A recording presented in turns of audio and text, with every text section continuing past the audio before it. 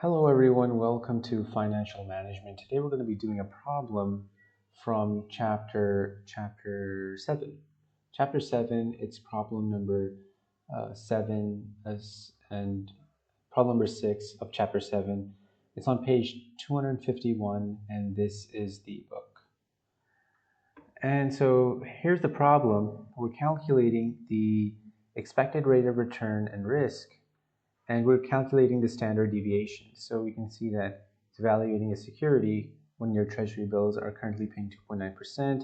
Calculate the following investments, expected rate return, and its standard deviation.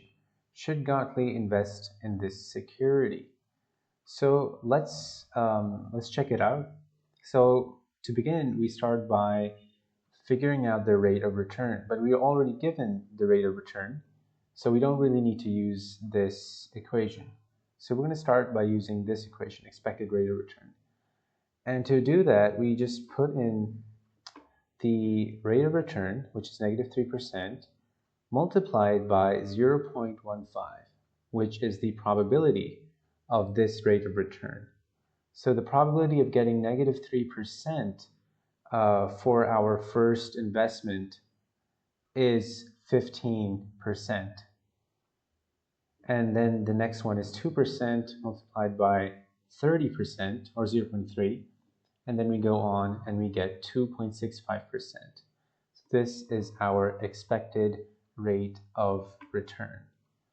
Next, we're going to calculate the standard deviation, and here I've written it as sigma, which is the same as standard deviation.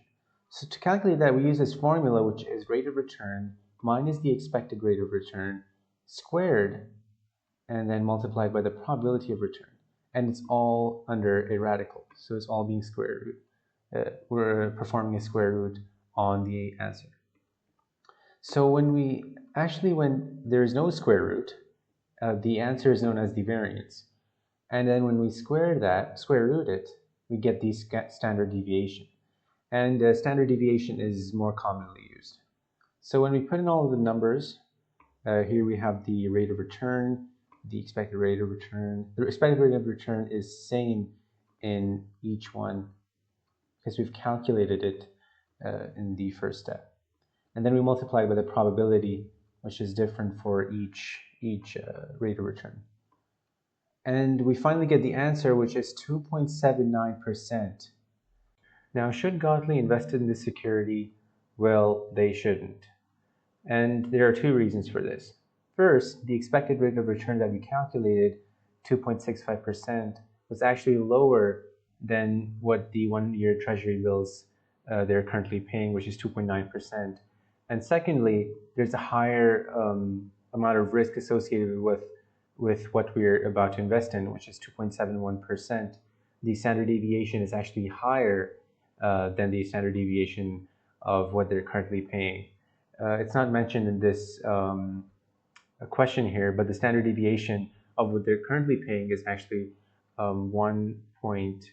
So it's actually lower. The volatility of the current investment is actually lower, and the one we're about to invest in is actually higher. So they should definitely not invest in this security. Thank you for watching.